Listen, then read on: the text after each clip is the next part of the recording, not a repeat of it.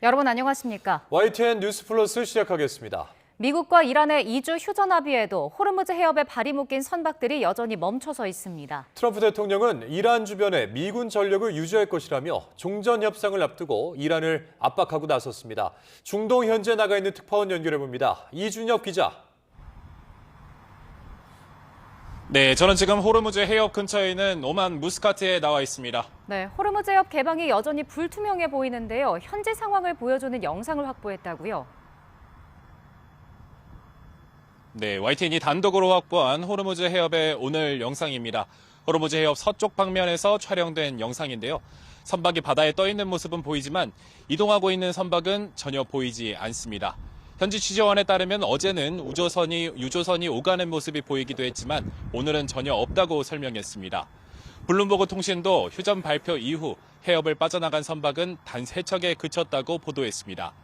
호르무즈 해협이 봉쇄되고 이란의 선별 개방 방침이 이어지던 때와 큰 차이가 없는 수준입니다. 또 해상 추적 데이터에 따르면 유조선 오로라호가 해협 출구로 향하던 중 무산담 연안 인근에서 180도 방향을 틀어 페르시아만 쪽으로 되돌아간 것으로 파악됐습니다. 어제 휴전 발표 이후 그리스 선박 등 2척이 호르무즈 해협을 통과했다는 보도가 나오면서 일부 개방 신호가 나오는 듯 했는데요. 휴전 협정으로 호르무즈 해협이 개방되는 듯 했으나 이스라엘의 레바논 공습 등으로 선박 운항은 다시 불확실해진 상황입니다. 네, 트럼프 대통령이 종전 협상을 앞두고 이란을 압박하는 발언을 내놨죠. 네, 트럼프 미국 대통령은 이란과의 휴전 합의에도 불구하고 이란 주변의 미군 전력을 그대로 유지할 거라는 발언을 내놨습니다. 트럼프 대통령은 SNS에 올린 글에서 이미 상당히 약화한 적을 타격하고 파괴하는 데 필요한 모든 무기 체계는 진정한 합의에 도달해 완전히 이행될 때까지 이란과 그 주변에 머물 것이라고 밝혔습니다. 그러면서도 만약 어떤 이유로든 합의가 이행되지 않는다면 즉시 더 크고 강력한 방식으로 사격이 시작될 거라고 경고했습니다. 다만 그럴 가능성은 매우 낮다는 단서를 달긴 했습니다. 또 핵무기 금지는 이미 오래전 합의했고 호르무즈 해협은 앞으로도 개방되고 안전할 것이라며 우라늄 농축과 호르무즈 해협 통제에 관한 이란 측 주장을 반박했습니다. 트럼프 대통령의 이번 발언은 오는 11일부터 파키스탄에서 열릴 이란과의 종전 협상을 앞두고 압박 수위를 끌어올리려는 의도로 해석됩니다. 네, 한편 이란 내부에서는 휴전 협정을 비판하는 목소리가 나오고 있다고요. 네, 미국과 이란의 전격적인 휴전 합의로 이란 내부에선 강경파의 반발이 확산하고 있습니다. 영국 BBC 방송은 최근 휴전 합의가 이란 정치권 내 강경 진영을 크게 동요시키고 있다고 보도했습니다. 이란 강경파는 호르무즈 해협의 계속된 봉쇄를 주장했는데 휴전 합의로 해협 재개방을 추진하면서 반발이 나오고 있다는 겁니다. 이란 강경파들은 전쟁 기간 이란이 호르무즈 해협을 봉쇄하고 주변 걸프국들에 큰 타격을 준 점을 들어 군사적 우위를 점한 상황에서 전쟁을 계속했어야 한다고 주장하고 있습니다. 실제로 휴전 발표 직후 수도 테헤란에서는 일부 시위대가 미국과 이스라엘의 국기를 불태우고 혁명수비대 산하 바시즘 민병대가 외무부 청사까지 행진하며 항의한 것으로 알려졌습니다. 이란의 강경 성향 일간지 카이한의 편집인은 휴전 결정을 두고 적에게 숨 돌릴 시간을 주는 선물이라고 비판하기도 했습니다. 네, 이런 가운데 중동 각국이 영공을 다시 개방하고 있죠. 네, 미국과 이란의 2주 휴전 합의를 계기로 그간 닫혀 있었던 중동 국가들의 하늘길이 다시 열리기 시작했습니다. 이스라엘 정부는 휴전 발표 하루 만에 공항 운영을 전면 정상화하기로 했습니다. 시리아와 이라크, 바레인도 잇따라 영공을 재개방한다고 발표했습니다. 외신들은 이스라엘 교통부가 현지 시각 9일 오전 0시부터 벤구리온 공항 운영을 정상화한다고 보도했습니다. 이에 따라 여객기뿐 아니라 그간 중단됐던 구호물자나 산업용품 등도 수송이 가능할 것으로 전망됩니다. 다만 외항사들의 복귀 등 현지 항공편의 완전 정상화까지는 시간이 더 걸릴 거라는 전망이 나옵니다. 2주간 휴전이 일시적인 데다 향후 종전 협상이 어떤 방향으로 흘러갈지 지켜봐야 하기 때문입니다. 이스라엘 교통부도 안보 상황의 전개와 평가에 따라서 언제든 공항 운영 지침이 변경되거나 다시 제한될 수 있다는 단서를 달았습니다. 지금까지 오만 무스카트에서 YTN 이준엽입니다. 미국과 이란의 휴전 합의에도 불구하고 이스라엘이 레바논에 대한 공습을 확대해 피해가 속출했습니다. 특히 주택가에 대형 폭탄을 쏟아부어 휴전 첫날 하루에만 민간인 수백 명이 숨졌습니다. 김선중 기자입니다. 주택가 건물이 처참하게 무너졌습니다. 건물 잔해에서 사람들을 찾아보지만 어디서부터 구조에 나서야 할지 난감하기만 합니다. 이스라엘은 휴전 합의 첫날 전투기 50여 대를 동원해 레바논 전역에 대대적인 공습을 퍼부었습니다. 특히 민간인들이 거주하는 주택가에 사전 경고도 없이 대형 폭탄이 쏟아지면서 피해가 속출했습니다. سمعنا الضرب لك قالوا انه بالبنايه هون جينا لهون لقيناها مثل ما انك شايف في امه في مرته وامها وبيها موجودين تحت الردم اخذوهم على المستشفى ما حدا عارف شيء مش عارفين شيء. 병원마다 환자들이 밀려들지만 손쓸 방법이 없습니다. 한 달여간의 전쟁으로 의료 체계가 무너진 탓에 의료진들은 거리에서 간단한 진료만 할 뿐입니다. بلشنا نأسف في العالم ونوقف لهم نزيفهم ونحطهم بالامبولانس. 휴전만을 애타게 기다리던 주민들은 당혹감을 감추지 못합니다. 이스라엘의 공격이 주택가까지 확대되자 이제는 몸을 피할 곳도 없어졌습니다. إجرام العالم يعني شهداء الله يرحمهم شو بدنا نعمل عم نعمل واجبنا بس هيدا إجرام على الدولة تتحرك هيك ما بدل الوضع هيك يعني مناطق سكنية ما في. 유엔은 이스라엘을 향해 처참한 학살을 멈추라고 촉구했습니다. The United Nations strongly condemns the strikes by Israel across Lebanon that resulted in significant civilian casualties. The UN strongly condemns the loss of civilian lives. 하지만 이스라엘은 강경한 입장을 굽히지 않고 있습니다. 레바논 남부 지역에 지상군까지 투입한 이스라엘은 추가 작전까지 예고하면서 민간인 피해는 더 늘 것으로 우려됩니다. YTN 김선중입니다. 정부가 미국과 이란의 휴전에도 불구하고 공습이 이어지고 있는 레바논의 교민들에게 조속한 출국을 당부했습니다. 전규석 주 레바논 대사는 대사관 홈페이지 등을 통해 현지 교민들에게 더 늦기 전에 출국을 진지하게 고려해달라며 가능한 조속히 안전한 곳으로 이동해 주시길 간곡히 요청드린다고 밝혔습니다. 이란이 호르무즈 해협에 대체 항로를 발표했습니다. 기뢰를 피하기 위한 거라고는 하지만 실제로는 해협을 통과하는 모든 선박을 이란 해군의 직접적인 통제 아래 놓으려는 조처로 보입니다. 한상욱 기자입니다. 이란 이슬람 혁명 수비대가 공개한 호르무즈 해협의 새로운 항로 지도입니다. 기뢰가 설치됐을 가능성이 있는 위험구역에 동그라미를 쳐놓고 검은 화살표로 대체 항로를 표시했습니다. 대체 항로는 기존 항로보다 북쪽으로 이란 영해를 더 많이 이용하도록 유도하고 있습니다. 기뢰를 피하기 위한 거라고는 하지만 해협 통제권을 가지려는 의도로 풀이됩니다. 호르무즈 해협을 통과하는 선박수를 하루 10여 척 수준으로 제한하는 방안도 추진 중인 것으로 전해졌습니다. 월스트리트 저널은 아랍권 중재자들을 인용해 이같이 선박 통행을 엄격히 제한하고 통행료를 부과할 계획을 밝혔다고 보도했습니다. 통행료는 초대형 유조선의 경우 한 번 지나는데 최대 200만 달러, 우리 돈 약 30억 원을 내야 하는 것으로 알려졌습니다. 결제 수단도 달러가 아닌 암호화폐나 중국 위안화로 한정해 서방의 금융제재를 무력화하겠다는 계산도 깔렸습니다. 유엔 해양법상 국제해협에서의 통행료 징수는 명백한 불법입니다. I will reiterate the President's expectation and demand that the Strait of Hormuz is reopened immediately, quickly, and safely. 중동 산유국들과 주요 에너지 수입국들은 강하게 반발하고 있습니다. 특히 일부 통행료가 위안화로 부과되는 점은 서방의 원유 시장 영향력 악화를 초래할 수 있다는 점에서 우려를 키우고 있다고 월스트리트 저널은 짚었습니다. 전문가들은 휴전이 유지되더라도 이란이 명확한 안전 보장 방안을 제시하지 않는 한 선박 운항이 정상화되기까지는 상당한 시간이 걸릴 거로 보고 있습니다. YTN 한상욱입니다. 미국과 이란이 휴전 합의를 발표하기 몇 시간 전 대규모 원유 선물 거래가 있었던 것으로 드러났습니다. 로이터 통신은 미국과 이란이 휴전 합의를 발표하기 수시간 전인 우리 시각 8일 새벽 4시 45분쯤 일부 투자자들이 유가 하락을 예상하며 9억 5천만 달러, 우리 돈 1조 4천억 원에 이르는 원유 선물을 대거 처분했다고 보도했습니다. 로이터는 전문가 말을 인용해 이처럼 단일 대량 주문으로 선물을 매도하려는 경우가 매우 드물고 해당 매매가 정규 정산 시간 이후에 이뤄진 만큼 매우 이례적이라고 지적했습니다. 중동 지역에 불안한 휴전이 이어지고 있지만 이번 전쟁으로 미국의 도덕성에 큰 타격을 입게 됐다는 지적이 잇따르고 있습니다. 특히 이란 문명을 파괴하겠다는 트럼프 대통령 발언을 놓고 미국 내부에서도 문제 제기가 거세게 일고 있습니다. 권종기 기자입니다. 백악관 브리핑에선 휴전 직전 트럼프 대통령이 했던 이란 문명을 없애버리겠다는 발언에 대한 기자들의 비판이 잇따랐습니다.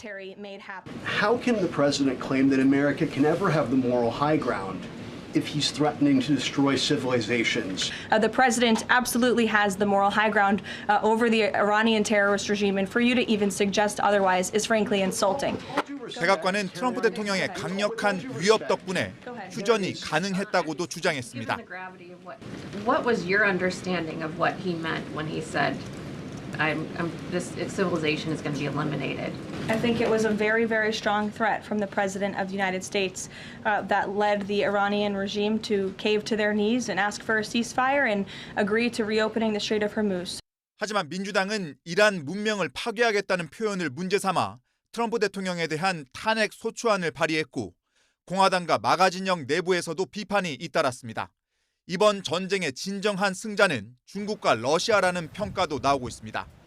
호르무즈 봉쇄로 에너지 수출길이 다시 열린 러시아는 주머니를 두둑히 챙겼고 They've made a lot more money from higher oil prices. They've managed to provide some support for the Iranians. 중국은 돌발적이고 예측 불가능한 미국보다 상대적으로 안정적인 리더십이 돋보이게 됐다는 겁니다. Ultimately, the Chinese are thinking long term, and they are led by a leader that is reflecting what that country's strategic interests are in the world. And 게다가 트럼프 대통령이 국무장관과 합참의장, CIA 국장 등 주요 참모들의 만류에도 불구하고 이스라엘 말만 믿고 공습을 결정했다는 보도까지 나오면서 의사결정의 투명성을 둘러싼 논란도 커질 전망입니다. YTN 권준기입니다.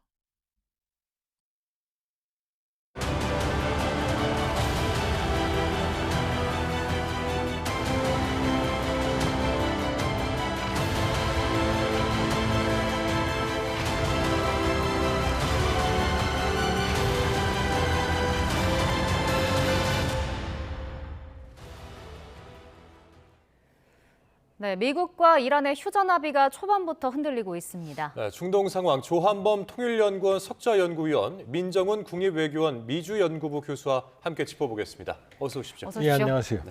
네, 미국과 이란이 휴전에 합의를 했지만 이스라엘이 이제 레바논에 대한 공세를 멈추지 않고 있습니다. 지금 이 상황 어떻게 좀 보고 계신가요?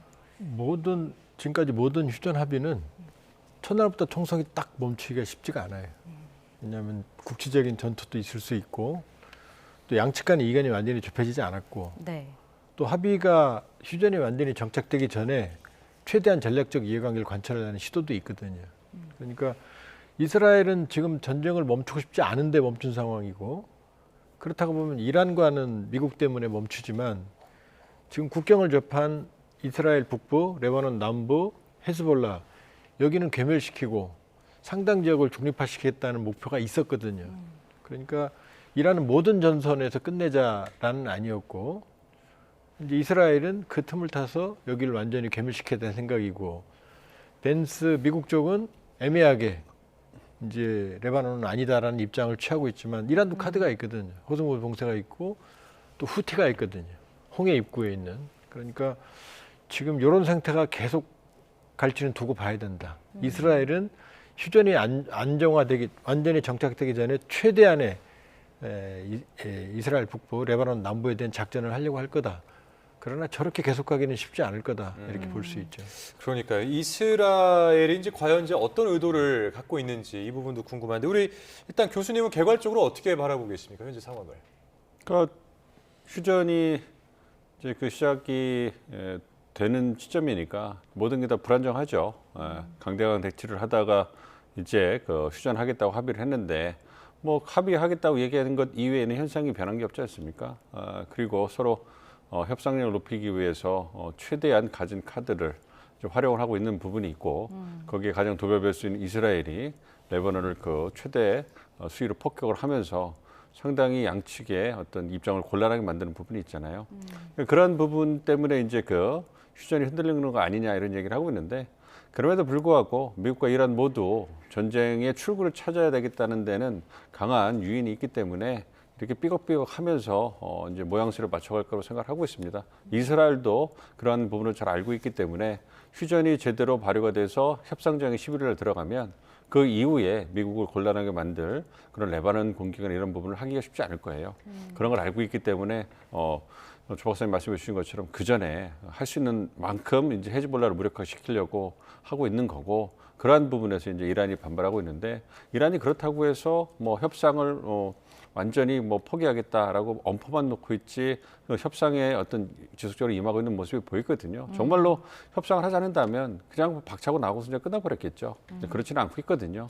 그런 이제 자신이 가진 카드인 호르무즈 해협 그 봉쇄 카드를 다시 만작거리면서 자신의 유리한 방향으로 그러니까 헤즈볼라를 좀 지켜주기 위한 헤즈볼라가 어쨌든 이번 전쟁에서 정말로 중요한 역할을 전쟁 초기부터 해줬기 때문에 그거를 갖다가 은혜를 갚아야 되는 그런 부분도 있거든요. 지켜줘야 되니까 그런 부분에서 지금 강하게 반발하면서 이스라엘의 공격을 좀 저지하기 위한 노력을 하고 있는 거다. 그러나 협상은 지속될 것이다 보고 있습니다. 그러니까 뭐 총성이 하루아침에 멈추진 않지만 그래도 협상은 진행될 것이다라는 두 분의 말씀이셨는데 일단 네타냐후 그 총리가 아직 뭐 달성할 목표가 남아있다라고 밝혔습니다. 그러니까 완수해야 할 군사적 목표라는 게 그럼 도대체 뭘 말하는 걸까요? 지금 사실은 네타냐후 그림은 안 그려졌죠. 왜냐하면 이란 지난해 6월에 10일 전쟁했잖아요. 또 했잖아요. 그리고 지난해와 다르게 이번에는 초기에 이 하메네이 이란의 지도부를 제거했거든요. 네. 그렇게 보면 이스라엘의 목표는 중동에서 이스라엘에 대한 위협적인 세력 모두를 제거하는 게 목표였거든요. 중심에 이란이 있고 이라크에 시아파 민병대가 있고 예멘에는 후티 시아파 반군이 있고 그다음에 지금 말씀하신 레바논 남부에 이스라엘 북부에 시아파 헤즈볼라 가자 지구에 이제 하마스는 거의 괴멸이 됐고 이런 상태에서 이란은 이미 휴전 모드로 들어갔어요. 지금 이스라엘이 이란을 공격하는 건 아니잖아요.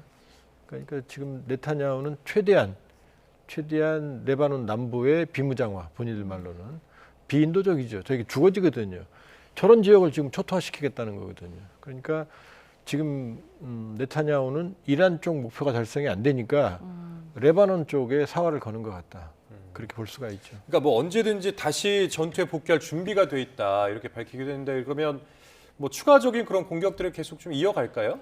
지금 이렇게 보시면 됩니다. 원래 이 전쟁 시작할 때 미국의 지상군 준비가 안 돼 있었어요.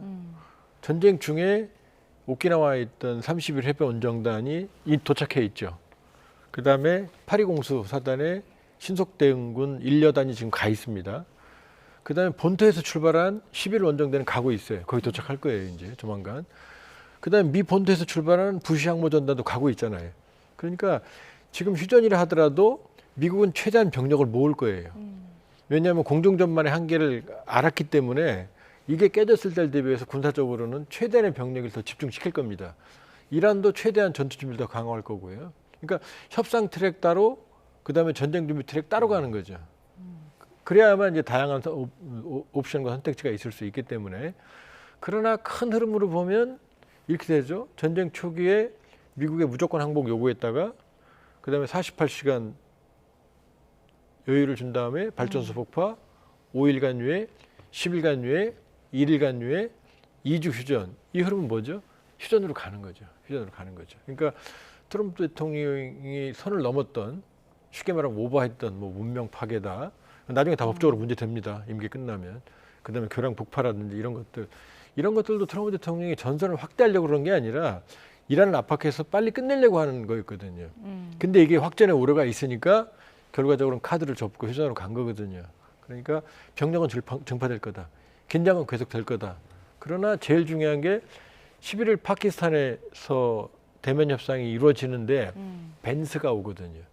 부통령이 직접 오거든요. 네네. 그럼 벤스의 협상력이 중요한 게 아니고 급이 그만큼 올라간다는 얘기는 트럼프의 휴전 의지가 크다는 거니까 흐름은 점점점 휴전 쪽으로 갈 거다 이렇게 볼 수 있죠. 네. 근데 이제 미국과 이란의 휴전 상황이랑 별개로 이렇게 이스라엘이 계속 레바논에 대한 공습을 이어간다면 뭐 이스라엘은 말씀하셨다시피 목표가 자국을 위협하는 것을 제거하려고 하는 거잖아요. 이러면 독자적으로 좀 더 계속 군사적인 움직임을 보일 수 있다라고 봐야 될까요? 쉽지는 않을 겁니다. 제이드 벤스 부통령이 또 얘기를 했잖아요. 헤즈볼라에 대한 대규모 폭격에 대해서 이란이 반발하고 호르무즈 해협을 갖다 봉쇄하겠다고 하면서 강경한 조치로 이제 전환을 하니까 이 부분에 대해서 이제 미국도 그거에 대한 대응 조치가 있어야 되겠죠. 이스라엘 입장을 이해를 하면서도 그럼에도 불구하고 이란과 협상을 진전시키는 게 미국에게는 훨씬 더 큰 이해관계이기 때문에 이스라엘 때문에 그 큰 이익을 희생시킬 수는 없을 거예요. 그래서 미국 측에서 이스라엘에게 대해서 압박을 통해 가지고 더 이상 어떤 대규모의 공격을 하지 말아라 이런 얘기가 들어갔다고 생각하고요. 그리고 제이드 벤스가 얘기했잖아요. 레바논에 대한 공습이 제한될 거다 얘기를 했기 때문에 이 정도의 대규모 공습은 또 일어나기는 어려울 거다. 그러니까 아무리 이스라엘이 미국에 대해서 많은 발언권을 가지고 영향력을 행사하더라도 여전히 미국에 비해서는 비대칭성이 있고 힘이 약하기 때문에 그리고 미국이 지원 없이는 이스라엘도 혼자 독자적으로 이 지역에서 전쟁을 수행하거나 승기를 잡기 어려운 상황이에요. 그러니까 쉽게 말씀드려서 이 미국이 갖고 있는 어떤 그 공중 전력을 지원해 준다든지 정보력을 지원해 주지 않으면 그렇다면 공격을 위한 그런 걸 해주지 않으면 이스라엘이 갖고 있는 역량으로 이제 전투를 성공적으로 수행하기 쉽지 않은 부분이 크거든요. 그러니까 이스라엘이 벌이고 있는 거의 모든 전투에는 다 미국의 지원이 있다 이렇게 보셔도 무방하다고 생각합니다. 그렇기 때문에 미국이 더 큰 목적을 위해서 이제 협상을 하려고 하는데 이스라엘이 시간차를 노려서 최대한 그 전에 이제 자신의 목표를 이루려고 조금이라도 더 진전하려고 하는 거지. 이제 협상 국면이 시작돼서 말씀드린 것처럼 제이드 벤스가 와서 협상장에 앉았는데 두 축이 파키스탄에 앉아 있는데 만약 이스라엘이 레바논 공습을 통해 가지고 제이드 벤스하고 협상당 미국의 입장을 난처하게 한다. 그걸 미국이 받아들이겠습니까? 그런 상황은 최악의 상황이고 이스라엘도 감당하기 어려운 그런 정치적인 후폭풍이 있을 거기 때문에 그건 어려운 거다. 그러니까 그 전에 할 수 있는 한 모든 걸 하려고 하는데 이미 제동을 걸었기 때문에 쉽지 않을 거다 이렇게 보고 있습니다. 예, 여튼 이란 입장에서는 그러니까 레바논이 공격을 받자마자 휴전 합의 위반이다 이렇게 이제 밝히면서 사실 이제 말씀하신 대로 파키스탄에서 열릴 종전 협상 개최 이게 좀 위태로운 거는 아닌가 이런 분석들도 있는데 일단은 지금 이란은 어쨌든 이스라엘이 레바논을 공격을 했는데 직접적으로 공격을 받지는 않은 거잖아요. 네, 그런데도 이제 보복을 검토하겠다 이렇게 말한 배경은 어디에 있을까요? 그러니까 이제 지금 나오는 얘기들이 휴전안에 대한 파키스탄이 중재한 휴전안이 서로 다른 거 아니냐. 그다음에 이란은 모든 전선에서의 전쟁 중단인데 이스라엘은 레바논은 예외다. 벤스도 여기에 동조하는 발언을 했고 그러니까 일단 완전한 모든 조항들에 대한 합의는 여부는 모른다. 그러나 제일 중요한 건 양측이 휴전을 받아들였다는 거고요. 그러면 이런 얘기도 있어요. 파키스탄이 중간에서 휴전을 도출하기 위해서 일부 조항을 서로 다르게 충돌하는 건 뺐다. 그렇다 하더라도 지금 미국과 이란이 파키스탄이 그 안을 뺐다면 그걸 모를까요? 다 알죠. 알면서도 모르는 채 넘어갔을 가능성이 있는 거죠. 그러니까 지금 민 교수님 말씀처럼 분수령은 벤스의 파키스탄일 거다. 아마 여기 와 있는데 벤스가 앉아 있는데 레바논 저렇게 폭격하고 난리치고 이스라엘도 그러긴 어렵죠. 그러니까 잠정적으로 벤스의 파키스탄 방문 전까지 이스라엘은 최대한 군사적 목표를 달성할 가능성이 있고 지금 이란도 니들이 레바논을 공격해? 나 오늘부터 공격해. 이게 아니라 전제가 있죠. 계속 공격을 하면 우리도 보복하겠다라고 일단 전제를 깔았거든요. 그러니까 지금 모든 상황에 대해서는 암묵적으로는 서로 상황을 파악하고 있다.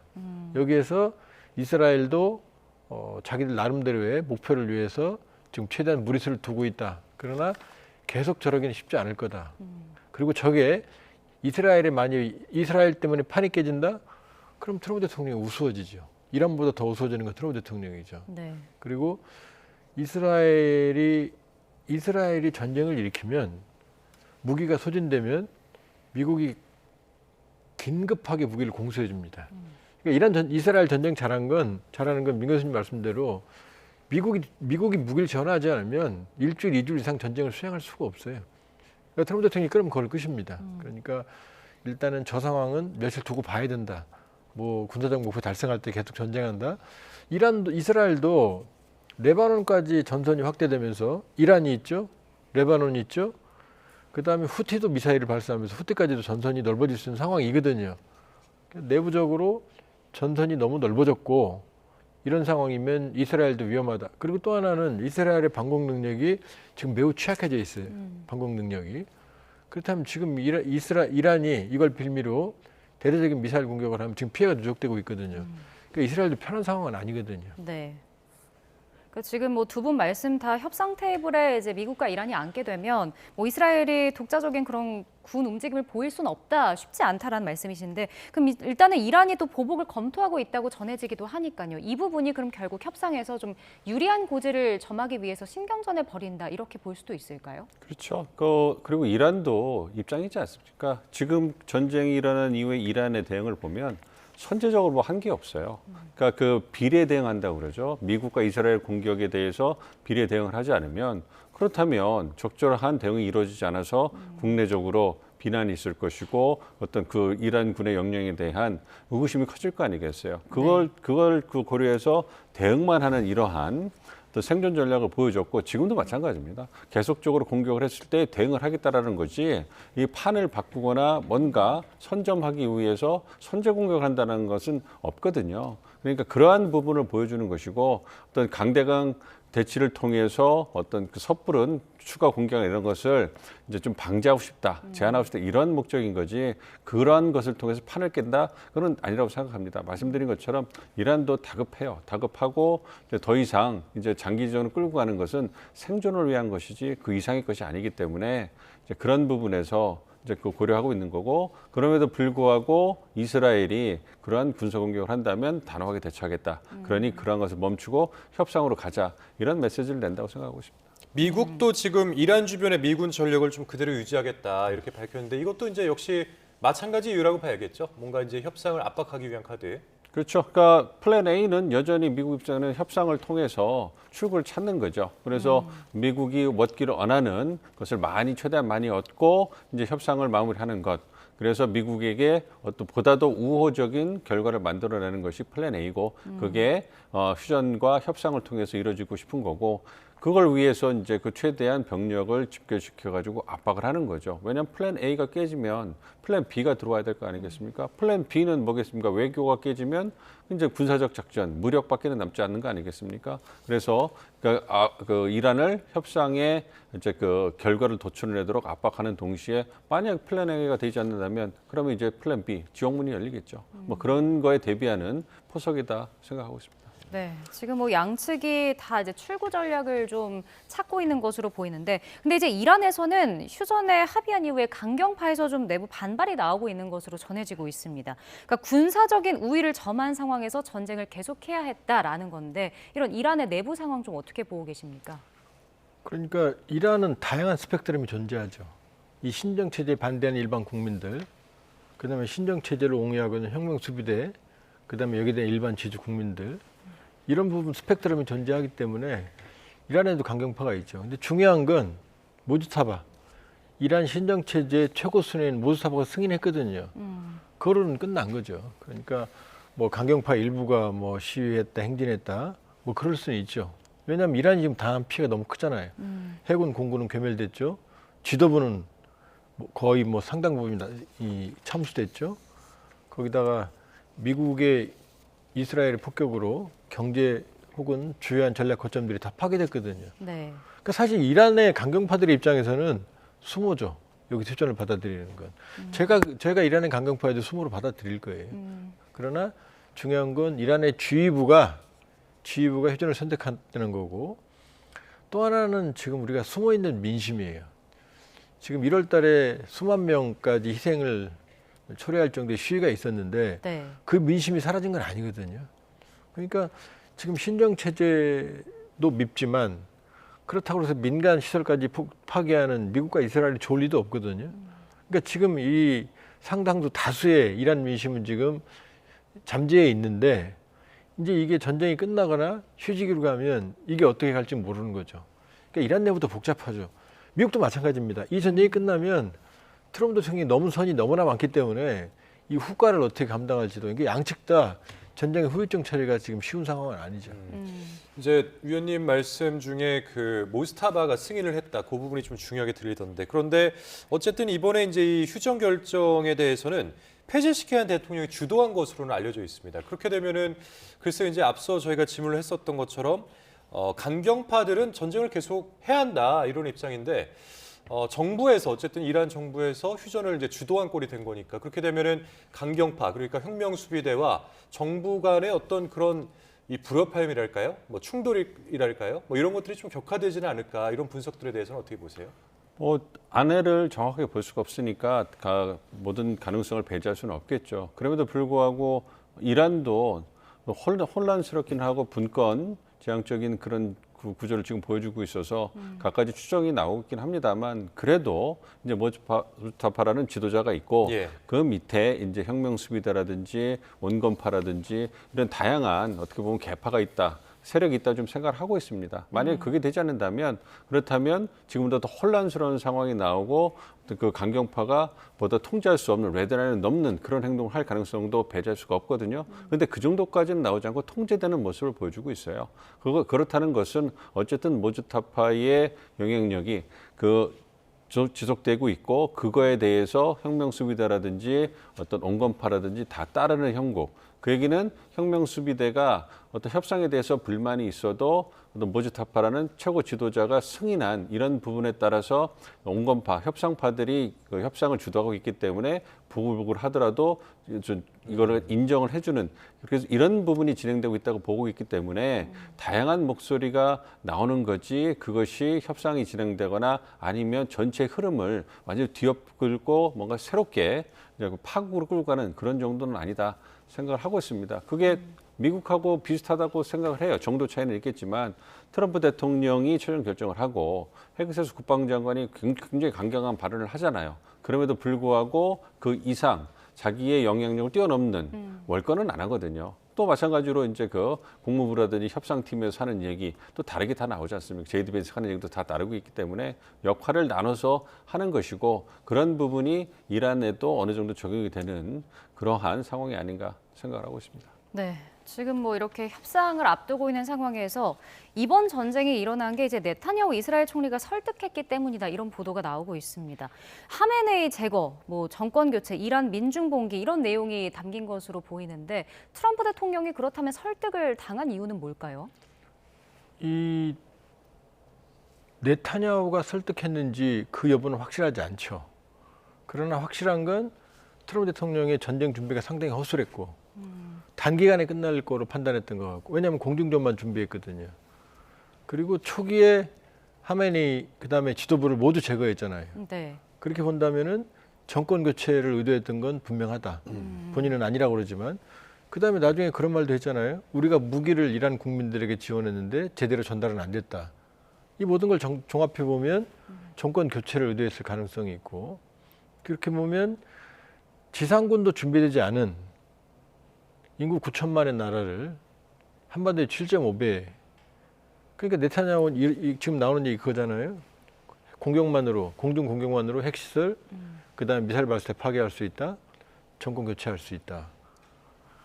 이 얘기가 사실은 소설에 가까운 거죠. 소설에. 그러니까 한반도 면적이 7.5배, 9,500, 9,300, 9천만이 넘는 국가고 산맥으로 둘러싸여 있는 천혜의 요진 이란을 쿠웨이트는 경기도 면적의 2배가 안 되는 지역이었고 네. 후세인이 이라크가 침공했을 때 이라크는 이란 인구의 절반밖에 안 됩니다. 면적은 4분의 1밖에 안 되고. 근데 그 쿠웨이트 해방을 할 때도 95만의 병력과 무려 6개월간의 작전 기간이 있었거든요. 준비 기간이 있었거든요. 그런데 이란의 지도부를 공중 공격만으로 제거하고 교체한다? 민주주의가 그렇게 쉬운가요? 그냥 딱 잘라내고 젓가락 꽂으면 그 나무가 되나요? 그러니까 네타냐후가 설득했든 안 했든 지금 나오는 얘기들 공중 공격만으로 핵 미사일 제거하고 지도부 제거하면 이란 시민들이 들고 일어나서 정권을 교체한다. 이란 시민들이 들고 일어나서 정권을 교체해도 그 정권은 혼란입니다. 그리고 지금 미국이 제공한 무기를 가지고 네. 이란 시민들이 만일에 정권을 교체했다. 지금 강경파들이 지금 행진하고 있잖아요. 그럼 내전이지 이게 정권 교체로 가는 건 아니거든요. 그러니까 어느 경우든 네타냐후가 설득했든 안 했든 트럼프 대통령이 지금까지 했던 행동은 아주 비상식적이죠. 지금까지 했던 미국의 전쟁 중에서 아주 준비가 안 됐고 예. 상당히 어수선한 상황이라고 볼 수가 있죠. 그러니 그 대목이 좀 저는 궁금한데 사실 미국이라고 하면은 뭐 세계 최대 국방력을 갖추고 있는 나라고 국방력을 위해서 또 가장 많은 돈을 지출하는 나라이기도 한데 그렇다고 해서 이제 지금까지 미국이 전쟁 경험이 없느냐 그런 것도 아니지 않습니까? 굉장히 많은 또 전쟁을 치렀고 그런데 왜 이렇게 이란에 대해서 준비가 안 됐던 걸까요? 그러니까 지상전을 통해서 완전히 신정 체제를 무너뜨리고 친미 정권을 세우겠다라는 전쟁의 목표가 수립되지 않은 거예요. 그러니까 그것이 갖고 올 말씀해 주신 것처럼 그 준비 그리고 비용, 그 기간, 정치적 후폭풍 이걸 다 고려해 봤을 때 과연 이란의 그 시스템을 그 정권을 교체하기 위해서 그만큼의 비용과 희생을 투자할 그런 그 이유가 있느냐, 필요가 있느냐 이 부분에 대해서 이제 다들 이제 부정적으로 본 거죠. 그러니까 그래서 미국 내에서 나오는 얘기가 그겁니다. 이게 정말로 필요에 의한 전쟁이냐, 그러니까 necessity of war냐, 아니면 이게 선택적인 결정에 의한 전쟁이냐 이 얘기가 나오는데 네. 후자의 방점이 찍히는 거예요. 무게가 실리는 거예요. 왜냐하면 이란이 즉각적인 미국에 대한 군사적 위협도 아니고 핵무기를 갖고 있는 것도 아니고 그걸 운반할 수 있는 운반 수단이 있는 것도 아니고 그런데도 이란을 즉각적인 위협으로 보고 이제 군사작전을 해야 된다라고 주장하고 들어간 거잖아요. 그러려면 정말로 준비가 되려면 말씀해 주신 것처럼 한 6개월, 1년 동안의 준비를 하고 지상군을 어떻게 투입할 것이며 작전 계획을 충실하게 세워서 들어가야 돼요. 군의의 경험이 있기 때문에 정말로 목표가 그랬다면 충분히 실행 가능합니다. 막대한 희생이 들고 기간이 들더라도 미국이라면 체계로 준비하면 할 수 있었을 거예요. 그런데 그런 준비가 전혀 안 됐잖아요. 그런데도 결정을 하게 된 거는 트럼프 대통령이 어떻게 보면 독단적인 결정을 한 것이다. 이런 비판을 받을 수밖에 없는 거예요. 군수 내부가 다 반대하고 정부 수장이 반대했는데도 불구하고 네타냐후의 말을 들어서 했다는 것은 트럼프 대통령이 그러한 유혹을 받아들일 만한 충분한 어떤 그 생각을 갖고 있었기 때문에 그런 거죠. 이란이 수십 년에 걸쳐서 가장 힘이 약하고 베네수엘라 공습을 통해서 어떤 짜릿한 성공을 맛봤고 만약에 네타냐후 말대로 된다면 오바마도 바이든도 못한 정권 고치를 이뤄내서 어떤 역사에 남는 이란 문제를 해결한 위대한 대통령이 될 수 있다라는 그러한 생각을 가졌던 것 같아요. 그게 이제 오판으로 이제 드러난 거죠. 근데 그 질문에 좀 추가적으로 답변을 드리면 왜 이런 일이 벌어지는 답변이 나옵니다. 전쟁 중에 육군 참모총장을 해임했거든요. 대테러센터장은 전쟁에 반대해서 사표를 내고 나갔습니다. 이번에 어떤 데서 트럼프 대통령의 독단성, 왜냐하면 이게 대통령제의 장점인데 폐해인 게 뭐냐면 참모진들이 아무리 의견을 올리더라도 대통령이 결정하면 끝나는 거예요. 자, 몇 가지 사례가 있는데 볼까요? 이번 얼마 전에 그 그림이 준비됐는지 모르겠습니다만은 이란의 교량을 폭파했죠. 네. 그러면서 그 교량이 군사적인 목적이라고 그랬거든요. 성명수재가 쓰고 있다고. 그 교량 폭파 당시를 보면 교량 옆에 타워 크레인이 서 있습니다. 몇 대가. 그러니까 그 교량은 완공이 안 됐다는 거예요. 완공이 안 된 상태에서 지금 작업하는 과정이었거든요. 네. 그럼 이건 군용 도량이 아닌 거죠. 한 번도 쓴 적이 없는데 100여 명의 사상자가 났다고 그랬거든요. 그럼 모두 그건 사실은 저 교량입니다. 지금. 옆에 타워 크레인이 있잖아요.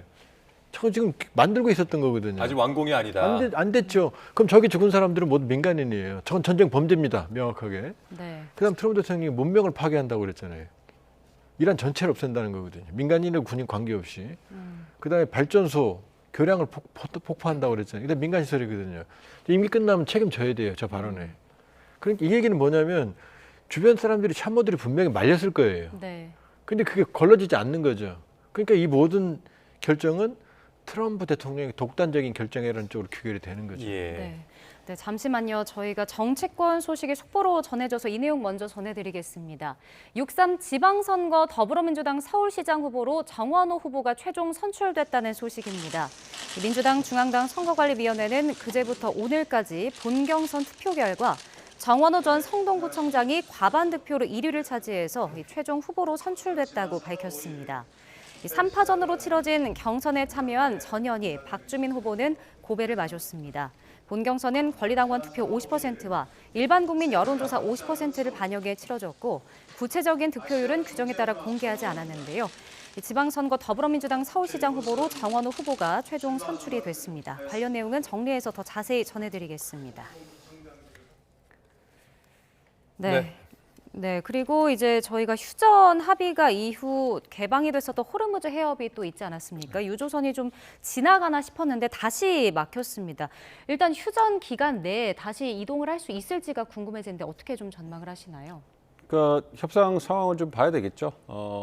이란 입장에서도 사실적인 통제권을 놓고 싶지는 않았던 상황이지만 어쨌든 협상이 진행되면 휴전을 하고 협상을 진행하는 조건이 호르무즈 해협을 개방하는 거였거든요. 네. 그 부분에 대해서 이제 협상이 진행하는 과정을 보면서 어떤 통제권을 좀 느슨하게 할 거라 예상을 했거든요. 왜냐하면 유일하게 남은 유효한 수단인데 휴전을 한다고 약속했다고 해서 완전히 개방을 한다면 그것은 협상의 과정에서 자신이 갖고 있는 가장 유효한 카드를 스스로 버리는 꼴이 되기 때문에 그건 쉽지 않은 결정이 될 거라고 봤는데 그래서 서서히 좀 풀려나가지 않을까. 협상 진행 상황에 따라서 이란이 얻는 것을 보면서 갈 거라고 생각했는데 바로 이제 그 이스라엘의 공격이 되면서 어떤 그 상황이 녹록지 않으니까 가진 그 카드를 좀 더 활용을 하는 거죠. 그래서 호르무즈 해협을 보다 더 봉쇄를 강화하는 이런 모습을 보여주고 있는데 그런 모습은 협상이 진행되면서 자연스럽게 좀 약화가 돼 가고 그런 부분에서 호르무즈 해협에 대한 어떤 대안도 구체화가 되지 않을까 예상을 하고 있습니다. 이슬람 그 혁명수비대가 대체 항로를 발표했다고 하는데 목적은 기뢰 충돌을 피하기 위한 게 목적이라고 합니다. 이제 그렇다라는 거는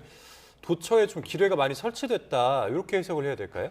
지켜봐야 되겠습니다만 어쨌든 기뢰를 설치한 것도 이란일 거고 그거를 피해야 된다고 주장하는 또 이란이란 말이에요. 네. 그러니까 그거는 기뢰라는 것도 이란이 여전히 호르무즈 해협에 대해서 어떤 사실상의 통제를 하고 있고 권한을 갖고 있다는 것을 강조해 주는 부분이거든요. 그렇기 때문에 어떤 이스라엘의 레바논 공습을 핑계로 해가지고 그 부분에 있어서 이제 그 통제권을 강화하는 모습을 보여주고 있는 거기 때문에 그러한 부분에서 이해하는 것이 보다 적절하다고 생각합니다. 네, 그런가 하면 트럼프 대통령이 이제 미국과 이란이 호르무즈 해협 통행료를 함께 징수하는 방안을 검토하고 있다 이렇게 밝혔습니다.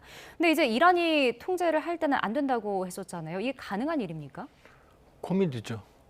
둘이 전쟁하고나서 둘이 지금 국제 양도를 막아서 돈을 받습니까? 미국도 호르무즈 해협 통과합니다. 바레인에 오함대가 있으니까. 호르무즈 해협은 지금 이란이 하는 얘기도 전에 통과했잖아요. 이란이 하는 해협이 아니고.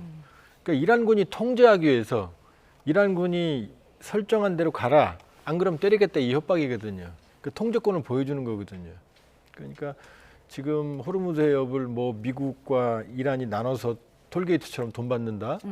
그러면 우리도 받으면 되죠. 대한해협 통과하는 거 다 받고 남중국해 통과하는 거 중국이 돈 받고 그건 국제법적으로 용납이 안 됩니다. 아무리 국제 질서라 하더라도. 그러니까 호르무즈 해협은 지금은 이란은 미국을 압박하기 위한 카드로서 활용을 할 수 있지만 그러나 이란의 의도대로 모든 선박이 그럼 전 세계랑 척을 지는 거거든요. 지금은 끝까지 손 쥐고 있을 거다. 그러나 장기적으로는 이란 의도대로 가기 어렵고 미국이 만일에 돈을 받게 되면 미국 의회가 그걸 승인하겠습니까? 쉬운 일은 아니죠. 알겠습니다. 오늘 두 분 말씀 여기까지 듣겠습니다. 지금까지 조한범 통일연구원 석좌연구위원, 민정훈 국립외교원 미주연구부 교수 두 분과 함께했습니다. 오늘 말씀 고맙습니다. 고맙습니다. 네, 호르무즈 해협에 발이 묶인 우리 정유사의 선박들이 아직 빠져나오지 못하는 가운데 산업통상부는 구체적인 협의 사항을 전달받은 건 없다고 밝혔습니다. 다만 호르무즈 해협 통항 조건으로 거론되는 통행료를 납부하면 국내 석유값이 0.5%가량 오를 것으로 내다봤습니다. 박기환 기자입니다. 우리 정유사가 확보한 원유 1,400만 배럴을 싣고 있는 유조선 7척은 40일 넘게 호르무즈 해협에 발이 묶여 있습니다. 미국과 이란의 휴전 합의 뒤에도 통항을 재개한다는 소식이 없어 언제쯤 페르시아만을 빠져나올 수 있을지 미지수입니다. 선업부는 지금까지 호르무즈 해협 상황과 관련해 이란 미국과의 협의는 외교부가, 선사와의 논의는 해양수산부가 담당하고 있고 특별히 진전된 내용은 전달받지 못했다고 밝혔습니다.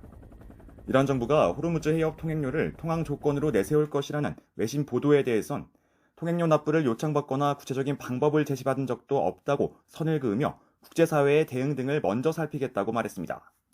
다만 원유 1배럴당 1달러 수준의 호르무즈 통행료가 현실이 될 경우 국내 석유 가격을 0.5% 정도 끌어올릴 것으로 전망했습니다.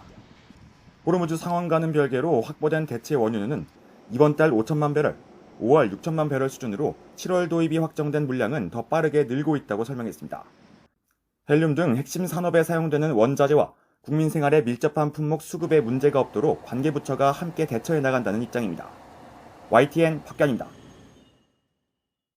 이재명 대통령이 중동 전쟁과 관련해 가장 시급한 과제는 현재 호르무즈 해협에 발이 묶여 있는 우리 선박과 선원을 안전하게 귀환시키는 일이라고 강조했습니다. 이 대통령은 오늘 수석보좌관 회의에서 이같이 말하고 우리가 가진 외교 역량과 네트워크를 총동원해 국제사회와 긴밀한 공조를 바탕으로 적극 협의해달라고 주문했습니다. 이어 미국과 이란이 2주간 휴전에 합의하며 중동 전쟁이 새 국면을 맞이했지만 아직 결과를 낙관하기는 이르다고 진단했습니다. 네, 미국과 이란의 휴전으로 국제 유가가 큰 폭으로 하락했지만 서울 지역 경유값도 2,000원을 돌파하는 등 국내 유가 오름세가 계속되고 있습니다. 유가 정보 시스템 오피넷을 보면 오늘 오후 6시 기준 서울 지역 주유소 평균 경유값은 2,002원으로 어제보다 7원 더 올랐습니다. 서울 경유값이 2,000원을 넘어선 것은 러시아 우크라이나 전쟁 영향으로 국제 유가가 급격히 올랐던 지난 2022년 8월 4일 이후 3년 8개월여 만입니다. 전국 주유소 평균 경유값은 어제보다 6원 오른 1,976원으로 집계됐습니다. 미국과 이란이 2주 휴전에 합의했지만 호르무즈 해협 통과는 여전히 불투명합니다. 농업용 부직포를 만드는 업체는 원자재 가격 급등과 또 수급 문제로 고사 위기에 처했다고 하소연하고 있습니다. 이윤재 기자가 취재했습니다. 경북 성주에 있는 농업용 보온재 생산업체입니다. 지게차가 겨우 다닐 정도로 원자재를 가득 쌓아뒀던 창고인데 지금은 썰렁하기만 합니다. 평소에 쉬지 않고 돌아가던 기계도 가동을 멈췄습니다. 이 부직포 가공업체는 중동 사태 여파로 원자재 공급이 크게 줄었고 공장 가동률도 평소의 3분의 1 수준으로 떨어졌습니다. 폴리에스터 섬유 같은 원자재 대부분이 석유화학 제품인 탓에 전쟁 유탄을 제대로 맞은 겁니다. 공급이 줄어든 것도 문제지만 원자재 가격이 급등한 게 더 걱정거리입니다. 대기업에서 받는 자재는 전쟁 전보다 50% 정도 값이 올랐습니다. 반면 생산 제품은 1년 전 계약했던 단가에 맞춰 납품하다 보니 적자를 피할 수 없는 상황입니다. 중동 사태 때문에 원자재가 전혀 공급이 잘 안 되고 있습니다. 지금은 돈을 줘도 못 살 형편은 그 정도 많이 딸립니다. 물건이. 기존 계속 거래를 하기 때문에. 그러면 가격 많이 인상되는데 작년 가격으로 납품하니까 적자가 엄청 심하죠. 납품 시기를 맞추지 못하는 것도 고민거리입니다. 특히 어렵게 뚫은 해외 판로가 공급 차질로 막힐 수도 있다는 우려도 깊습니다. 2주간의 휴전 소식에도 호르무즈 해협 통행 여부가 여전히 불확실한 상황. 석유화학 제품을 원자재로 쓰는 기업들의 생존 위협은 지금도 여전히 이어지고 있습니다. YTN 이윤재입니다.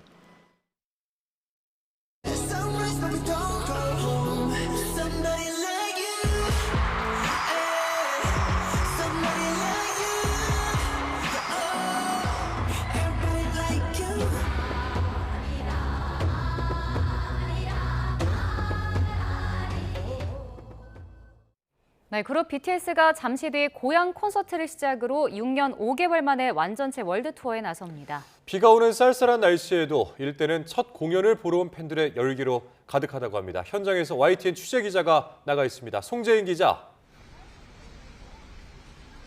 네, 고향 종합운동장입니다. 네, 지금 현장 분위기부터 전해주시죠. 네, 이제 공연 시작이 30분도 남지 않았습니다. BTS 상징색인 보라색 우비를 입은 팬들도 지금은 서둘러서 공연장으로 향하고 있습니다. 제가 낮부터 미리 와서 만나보니까 정말 다양한 국적의 아미들이 오늘 이곳에 모였습니다. 군백기 동안 쌓인 오랜 기다림이 끝났다는 생각에 궂은 날씨에도 표정마다 설렘이 가득했습니다. 고국에서 다 함께 날아온 지인들과 단체로 콘서트에 온 아미의 말 들어보시죠. 너무 설레고 긴장하고 너무 보고 싶었습니다. 우리 멤버들도 이제 저녁해서 너무 못 치는 무대를 기대하고 있습니다. 네, 앞서 공연장 안에서 리허설 등 BTS 노래가 나올 때마다 이곳은 함성으로 가득 찼습니다. 여기에 팬들이 준비한 LED 트럭과 랩핑버스, 가로등 배너까지 일대 전체가 거대한 BTS 물결을 이루고 있습니다. 네, 이번 월드 투어의 의미도 짚어주시죠. 네, BTS 멤버들이 저마다 군복무를 마치고 완전체로 다시 뭉쳐 6년여 만에 새롭게 선보이는 정식 월드 투어입니다. 1시간 동안 진행됐던 광화문 공연 때와 달리 이번에는 2시간여 동안 팬들과 호흡합니다. 빌보드 핫백을 채운 신곡들부터 LP로만 공개됐던 히든 트랙, 역대 히트곡들까지 풍성한 무대를 선보일 걸로 보이는데요. BTS 멤버들은 소속사를 통해 전한 메시지에서 특히 360도로 모든 방향을 정면처럼 활용하는 무대가 색다른 재미를 줄 거라고 예고했습니다. 이번 월드 투어는 K-팝 역사상 가장 많은 회차인데다 개최지마다 막대한 관광 수익이 예상됩니다. 이곳 주변 숙박업소도 대부분 만실 상태인데 BTS가 이번 투어로 테일러 스위프트와 맞먹는 규모의 경제 효과를 창출할 거라는 전망도 나옵니다. 지금까지 고양 종합운동장에서 YTN 송재인입니다. 네, 이렇게 오늘 고향에서 시작된 BTS 월드 투어는 내년까지 30곳 넘는 도시에서 80회 이상 공연을 합니다. K-팝 가수 최대 규모인데 월드 투어 지역과 공연 횟수에 담긴 의미를 짚어봤습니다. 김승환 기자입니다. BTS 월드 투어 아리랑은 현재까지 국내를 포함해 34개 도시에서 85회 공연이 예정됐습니다. 마지막 월드 투어였던 2018년과 19년 당시 20개 도시 42회차 공연이었던 것과 비교하면 2배 늘어났습니다. 일부 국가 정상까지 공연 확대를 요청할 정도로 달라진 위상을 실감하게 합니다. Entonces le escribí una carta al primer ministro de Corea pidiéndole que venga más veces. 대륙별로 보면 북미와 아시아 지역에서 가장 자주 팬덤 아미와 만납니다. 이어 남미, 유럽, 오세아니아까지 1년 가까이 말 그대로 전 세계를 도는 월드 투어에 나섭니다. 모든 분들을 다 갈 수 없지만 아무튼 최대한 많은 곳에 가서 아미분들을 만나려고 2027년까지 이렇게 좀 유례 없이 길게. 국가별로 보면 글로벌 음악 산업의 중심인 미국에서 가장 많은 회차가 예정되어 있습니다. LA, 라스베이거스를 포함해 10개 도시에서 26회 공연을 펼칩니다. 안정적인 공연장 인프라를 갖춘 데다 소비력이 높은 팬층이 두껍기 때문입니다. I'm a really big fan. I love you a lot. 사랑해요. 비. 지구 반대편인 남미에도 10월에 방문할 계획입니다.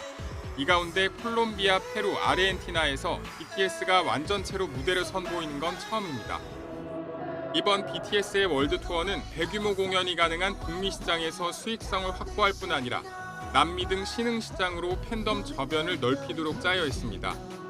또 글로벌 음악 시장에서 K-팝의 위상이 어디까지 왔는지를 보여주는 상징적인 지표라는 평가가 나옵니다. YTN 김승환입니다. 전국 곳곳에 산발적으로 비가 내리고 있습니다. 특히 경남에는 호우특보 속에 시간당 10mm 이상의 제법 강한 비가 쏟아지는 곳도 있는데요. 내일 아침까지 곳곳에 비가 오겠고 제주 산간에는 100mm 이상, 호남과 경남에도 최고 80mm의 강하고 많은 비가 더 내리겠습니다. 여기에 돌풍과 벼락도 동반되는 만큼 대비 잘해 주시기 바랍니다. 내일 낮이면 비가 대부분 그치겠고 이후 점차 날이 개겠습니다. 내일 아침 기온은 서울 11도 등 오늘보다 2도에서 많게는 7도가량 높겠고 낮 기온은 서울 15도, 대전 15도, 부산 23도로 대부분 오늘보다 높아지는 가운데 영남은 예년보다도 높아질 전망입니다. 날씨 정보였습니다.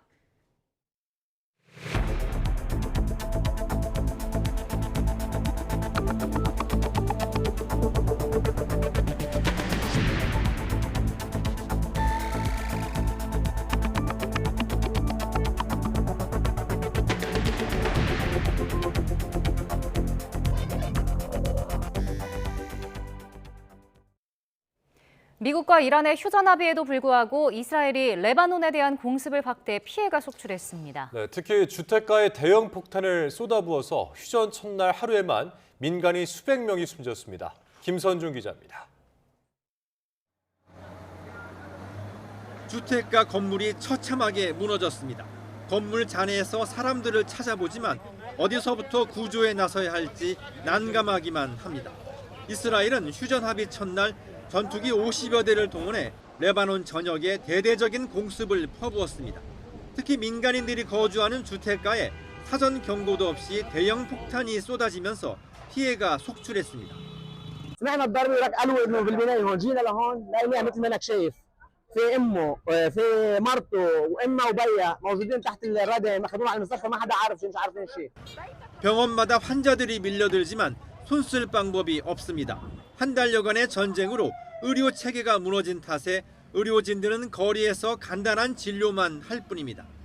بلشنا نأسعف العالم ونوقف لهم نزيفهم ونحطهم بالامبولانس. 휴전만을 애타게 기다리던 주민들은 당혹감을 감추지 못합니다. 이스라엘의 공격이 주택가까지 확대되자 이제는 몸을 피할 곳도 없어졌습니다. إجرام العالم يعني شهداء الله يرحمهم شو بدنا نعمل عم نعمل واجبنا بس هيدا إجرام على الدولة تتحرك هيك ما بدل الوضع هيك يعني مناطق سكنية ما 유엔은 이스라엘을 향해 처참한 학살을 멈추라고 촉구했습니다. The United Nations strongly condemns the strikes by Israel across Lebanon that resulted in significant civilian casualties. The UN strongly condemns the loss of civilian lives. 하지만 이스라엘은 강경한 입장을 굽히지 않고 있습니다. 레바논 남부 지역에 지상군까지 투입한 이스라엘은 추가 작전까지 예고하면서 민간인 피해는 더 늘 것으로 우려됩니다. YTN 김선중입니다.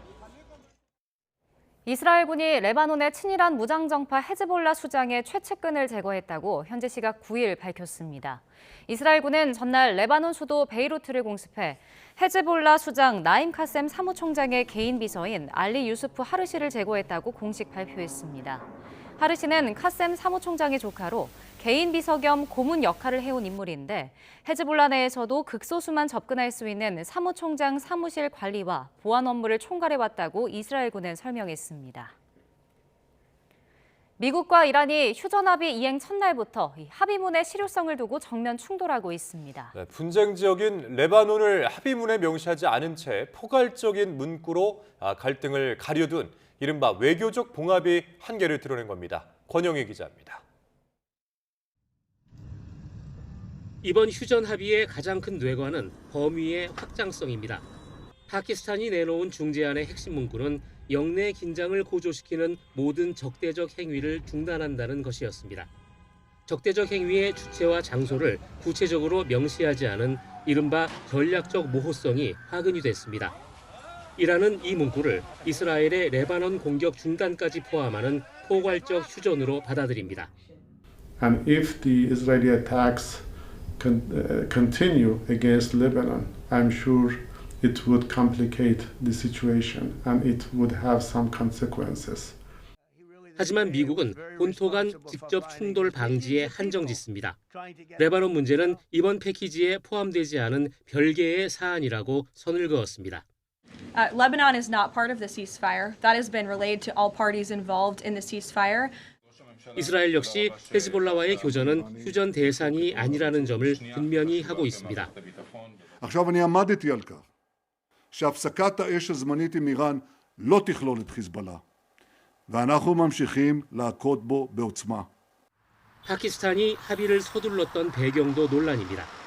호르무즈 봉쇄라는 물류 대란을 막기 위해 핵심 쟁점인 레바논 지명 명시 여부를 뒤로 미룬 채 밀어붙인 조건부 합의였다는 지적입니다. 실제로 제이디 벤스 미국 부통령은 이란은 포함된다고 믿었겠지만 미국은 포함시킨 적이 없다며 이 같은 해석의 괴리를 사실상 시인했습니다. 전문가들은 이를 외교적 봉합의 한계라고 지적합니다. 갈등의 핵심인 헤즈볼라 문제를 외면한 반쪽짜리 합의가 오히려 상대국의 합의 위반이라는 보복의 명분만 깔아준 셈이 됐다는 겁니다. 결국 이슬라마바드에서 열릴 후속 협상은 종전 문제뿐 아니라 합의문 단어 하나하나를 다시 정의해야 하는 고통스러운 재협상이 될 전망입니다. YTN 권영입니다. 이란이 호르무즈 해협에 대체 항로를 발표했습니다. 기뢰를 피하기 위한 거라고는 하지만 실제로는 해협을 통과하는 모든 선박을 이란 해군의 직접적인 통제 아래 놓으려는 조처로 보입니다. 한상욱 기자입니다. 이란 이슬람 혁명 수비대가 공개한 호르무즈 해협의 새로운 항로 지도입니다. 기뢰가 설치됐을 가능성이 있는 위험구역에 동그라미를 쳐놓고 검은 화살표로 대체 항로를 표시했습니다. 대체 항로는 기존 항로보다 북쪽으로 이란 영해를 더 많이 이용하도록 유도하고 있습니다. 기뢰를 피하기 위한 거라고는 하지만 해협 통제권을 가지려는 의도로 풀이됩니다. 호르무즈 해협을 통과하는 선박수를 하루 10여 척 수준으로 제한하는 방안도 추진 중인 것으로 전해졌습니다. 월스트리트 저널은 아랍권 중재자들을 인용해 이같이 선박 통행을 엄격히 제한하고 통행료를 부과할 계획을 밝혔다고 보도했습니다. 통행료는 초대형 유조선의 경우 한 번 지나는데 최대 200만 달러, 우리 돈 약 30억 원을 내야 하는 것으로 알려졌습니다. 결제 수단도 달러가 아닌 암호화폐나 중국 위안화로 한정해 서방의 금융 제재를 무력화하겠다는 계산도 깔렸습니다. 유엔 해양법상 국제해협에서의 통행료 징수는 명백한 불법입니다. And I will reiterate the President's expectation and demand that the Strait of Hormuz is reopened immediately, quickly, and safely. 중동 산유국들과 주요 에너지 수입국들은 강하게 반발하고 있습니다. 특히 일부 통행료가 위안화로 부과되는 점은 서방의 원유 시장 영향력 악화를 초래할 수 있다는 점에서 우려를 키우고 있다고 월스트리트 저널은 짚었습니다.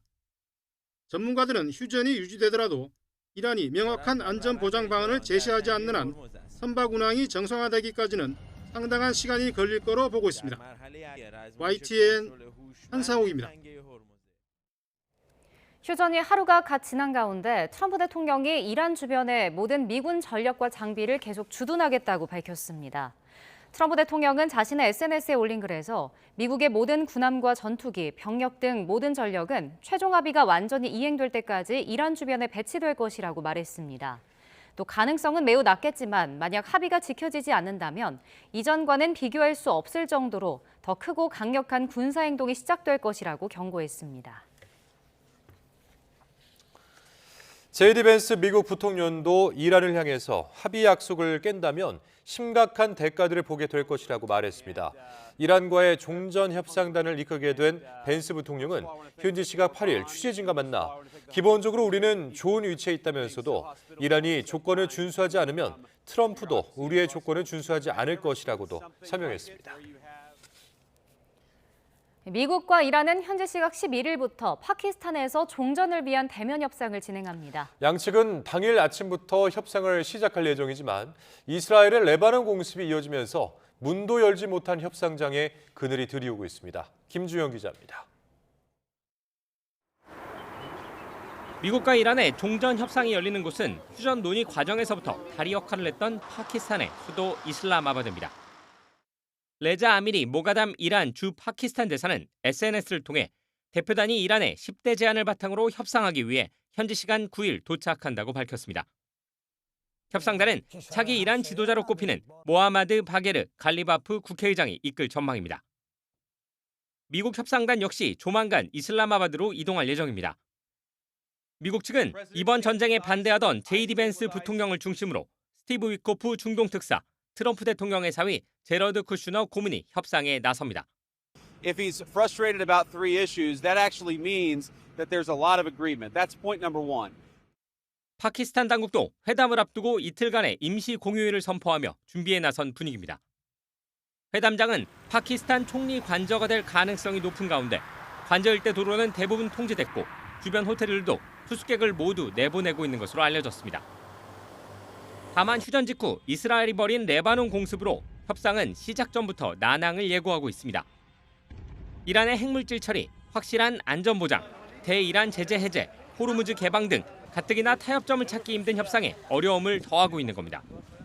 일단 협상은 휴전 기간인 2주 동안 계속되겠지만 까다로운 협상 상황을 감안한다면 2주를 넘어 기간이 연장될 가능성도 남아있다는 분석입니다. YTN 김주영입니다. 미국과 이란이 힘겹게 휴전에 합의했지만 중동은 여전히 포화 속에 휩싸여 있습니다. 전쟁 발발부터 어렵게 마련된 평화의 불씨마저 꺼뜨리려는 시도까지 모든 사태 중심에 이스라엘이 있다는 지적이 나옵니다. 보도에 김잔디 기자입니다. 지난 2월 트럼프 미국 대통령이 이란 공격을 감행했던 결정적인 이유는 베냐민 네타냐후 이스라엘 총리의 현란한 설득이었습니다. 뉴욕타임스가 이란 전쟁 발단이 된 지난 2월 11일 백악관 비밀회의 뒷얘기를 전했습니다. 미 행정부 핵심 참모들은 이스라엘의 이란 정권 교체 시나리오를 터무니없다며 강력히 만류했습니다. 그러나 네타냐후 총리는 지하 상황실까지 찾아가 트럼프 대통령을 설득했습니다. 지금이 이란 정권을 교체할 최적기며 미사일 프로그램을 무력화하고 이란 내부 반정부 시위까지 이끌어낼 수 있다고 부추겼습니다. 결국 트럼프 대통령은 참모들의 신중론 대신 네타냐후의 주장을 받아들여 장대한 분노 작전을 승인했습니다. צבא ארצות הברית ושילוב הכוחות הזה מאפשר לנו לעשות את מה שאני מייחל לעשות כבר 40 שנה. להכות את משטר הטרור שוק על ירך. 하지만 전쟁은 참모들의 경고대로 장기화됐고 최근 힘겹게 2주 휴전에 합의했습니다. 그런데 이번에도 이스라엘이 평화의 발목을 잡았습니다. 휴전 이후 곧바로 이스라엘은 레바논 전역에 광범위한 공습을 단행해 수천 명의 사상자를 냈습니다. 이스라엘은 헤즈볼라 제거가 우선이라며 레바논은 휴전 대상이 아니라는 입장입니다. 이런 강경한 독자 행보가 어렵게 마련된 휴전 합의를 파기 위기로 몰아넣고 있습니다. Regardless of what the Israelis announced that they're not going to abide by it, or they're not including Lebanon, but I believe this is a very dangerous turning point at this stage. 평화보다는 자신의 안보 이익만을 우선시하는 이스라엘의 태도가 전쟁의 시작과 끝을 모두 쥐고 흔들고 있다는 비판을 면하기 어려워 보입니다. 이스라엘의 행보가 앞으로 예정된 협상에 어떤 영향을 미칠지, 그리고 중동에 다시 전쟁의 불길이 번질지 전 세계가 우려 속에 지켜보고 있습니다. YTN 김잔디입니다. 한편 이번 전쟁의 최대 패배자는 전쟁의 흐름을 제대로 예측하지 못한 네타냐후 이스라엘 총리라는 분석이 나왔습니다. 영국 일간 가디언은 현지 시각 8일 수년간 네타냐후 총리가 이란에 거친 언사를 쏟아내고 역대 미국 대통령에게 이란 공격에 동의하도록 외교적 압력을 가하고도 전쟁은 결국 실패작으로 끝났다며 중동 전쟁 오판을 꼬집었습니다. 이런 가운데 미국은 이번 전쟁으로 도덕성에 큰 타격을 입게 됐다는 지적이 잇따르고 있습니다. 특히 이란 문명을 파괴하겠다는 트럼프 대통령 발언을 놓고 미국 내부에서도 문제 제기가 거세게 일고 있습니다. 보도에 권준기 기자입니다. 백악관 브리핑에선 휴전 직전 트럼프 대통령이 했던 이란 문명을 없애버리겠다는 발언에 대한 기자들의 비판이 잇따랐습니다. How can the president claim that America can ever have the moral high ground if he's threatening to destroy civilizations? The president absolutely has the moral high ground over the Iranian terrorist regime, and for you to even suggest otherwise is frankly insulting. 백악관은 트럼프 대통령의 강력한 위협 덕분에 휴전이 가능했다고도 주장했습니다. What was your understanding of what he meant when he said, this civilization is going to be eliminated? I think it was a very, very strong threat from the President of the United States that led the Iranian regime to cave to their knees and ask for a ceasefire and agree to reopening the Strait of Hormuz. 하지만 민주당은 이란 문명을 파괴하겠다는 표현을 문제 삼아 트럼프 대통령에 대한 탄핵 소추안을 발의했고 공화당과 마가 진영 내부에서도 비판이 잇따랐습니다. 이번 전쟁의 진정한 승자는 중국과 러시아라는 평가도 나오고 있습니다. 호르무즈 봉쇄로 에너지 수출길이 다시 열린 러시아는 주머니를 두둑히 챙겼고 They've made a lot more money from higher oil prices. They've managed to provide some support for the Iranians. 중국은 돌발적이고 예측 불가능한 미국보다 상대적으로 안정적인 리더십이 돋보이게 됐다는 겁니다. Ultimately, the Chinese are thinking long term, and they are led by a leader that is reflecting what that country's strategic interests are in the world. And 게다가 트럼프 대통령이 국무장관과 합참의장, CIA 국장 등 주요 참모들의 만류에도 불구하고 이스라엘 말만 믿고 공습을 결정했다는 보도까지 나오면서 의사결정의 투명성을 둘러싼 논란도 커질 전망입니다. YTN 권준기입니다. 네, 조금 전 들어온 정치권 속보입니다. 6.3 지방선거 더불어민주당 부산시장 후보로 전재수 후보가 선출이 됐다는 소식입니다. 민주당 중앙당 선거관리위원회는 본경선 투표 결과 전 후보가 과반 득표로 1위를 차지해 최종 후보로 확정이 됐다고 밝혔습니다. 2파전으로 치러진 이번 경선에 참여한 이재성 후보는 고배를 마셨습니다. 네, 다시 중동 소식입니다. 아시아 국가들의 수요 급증으로 이달 미국산 원유 수출 규모가 사상 최대를 기록할 거란 전망이 나왔다고 영국 일간 파이낸셜 타임스가 현지 시각 8일 보도했습니다. 에너지 리서치 업체 K플러는 4월 미국산 원유 수출 규모가 지난달 하루 390만 배럴보다 3분의 1 늘어난 520만 배럴을 기록할 것으로 예측했습니다. 현재 미국으로 향하고 있는 빈 유조선은 68척으로 이란 전쟁이 발발 직전 한 주 24척의 3배에 가깝습니다. 미국과 이란이 휴전 합의를 발표하기 몇 시간 전에 대규모 원유 선물 거래가 있었던 것으로 드러났습니다. 로이터 통신은 미국과 이란이 휴전 합의를 발표하기 수시간 전인 우리 시각 8일 새벽 4시 45분쯤 일부 투자자들이 유가 하락을 예상하며 9억 5천만 달러, 우리 돈 1조 4천억 원에 이르는 원유 선물을 대거 처분했다고 보도했습니다. 로이터는 전문가 말을 인용해 이처럼 단일 대량 주문으로 선물을 매도하는 경우가 매우 드물고 해당 매매가 정규 정산 시간 이후에 이뤄진 만큼 매우 이례적이라고 지적했습니다. 네, 미국과 이란의 휴전에도 호르무즈 해협에 발이 묶인 우리 정유사의 선박들이 언제 페르시안만 밖으로 빠져나올 수 있을지는 여전히 미지수입니다. 산업통상부는 해협 통항 시점 등 구체적인 협의사항을 전달받은 건 없다고 밝혔습니다. 다만 호르무즈 해협 통항 조건으로 고른 데는 통행료를 납부하면 국내 석유값이 0.5%가량 오를 것으로 내다봤습니다. 박기환 기자입니다. 우리 정유사가 확보한 원유 1,400만 배럴을 싣고 있는 유조선 7척은 40일 넘게 호르무즈 해협에 발이 묶여 있습니다. 미국과 이란의 휴전 합의 뒤에도 통항을 재개한다는 소식이 없어 언제쯤 페르시아만을 빠져나올 수 있을지 미지수입니다. 산업부는 지금까지 호르무즈 해협 상황과 관련해 이란, 미국과의 협의는 외교부가, 선사와의 논의는 해양수산부가 담당하고 있고 특별히 진전된 내용은 전달받지 못했다고 밝혔습니다. 이란 정부가 호르무즈 해협 통행료를 통항 조건으로 내세울 것이라는 외신 보도에 대해선 통행료 납부를 요청받거나 구체적인 방법을 제시받은 적도 없다고 선을 그으며 국제사회의 대응 등을 먼저 살피겠다고 말했습니다. 다만 원유 1배럴당 1달러 수준의 호르무즈 통행료가 현실이 될 경우 국내 석유 가격을 0.5% 정도 끌어올릴 것으로 전망했습니다. 호르무즈 상황과는 별개로 확보된 대체 원유는 이번 달 5천만 배럴, 5월 6천만 배럴 수준으로 7월 도입이 확정된 물량은 더 빠르게 늘고 있다고 설명했습니다. 헬륨 등 핵심 산업에 사용되는 원자재와 국민 생활에 밀접한 품목 수급에 문제가 없도록 관계부처가 함께 대처해 나간다는 입장입니다. YTN 박견입니다.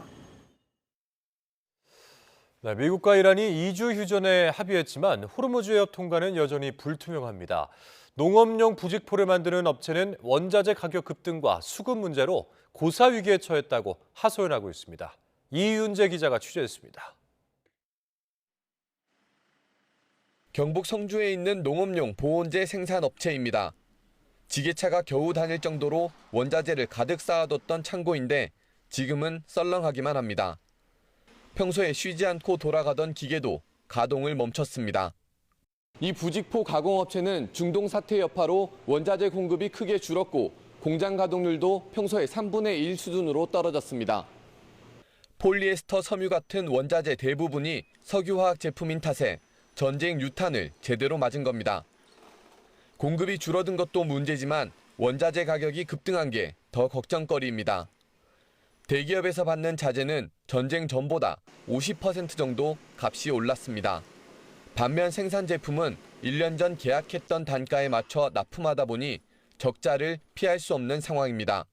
중동 사태 때문에 원자재가 전혀 공급이 잘 안 되고 있습니다. 지금은 돈을 줘도 원살 형편은 그 정도 많이 딸립니다. 물건이. 기존 계속 거래를 해왔기 때문에. 그러면 가격이 많이 인상되는데 작년 가격으로 납품하니까 적자가 엄청 심하죠. 납품 시기를 맞추지 못하는 것도 고민거리입니다.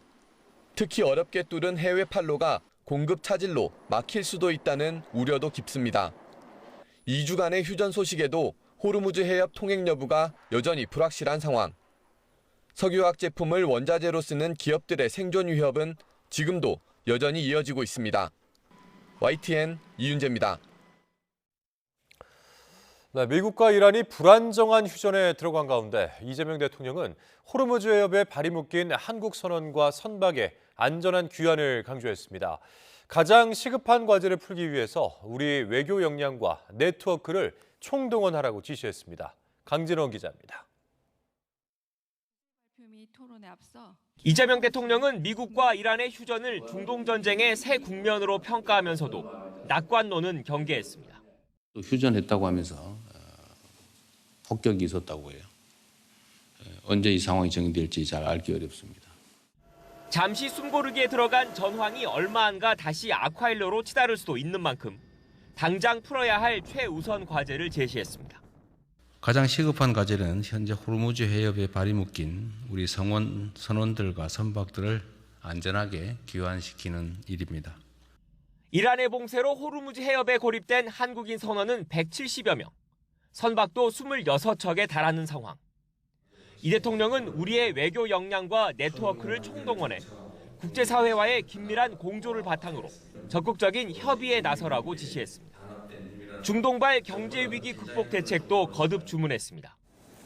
전쟁이 끝나더라도 그 충격은 상당 기간 계속될 수밖에 없다며 특히 민생과 직결된 핵심 품목의 안정적인 수급 관리를 당부했습니다.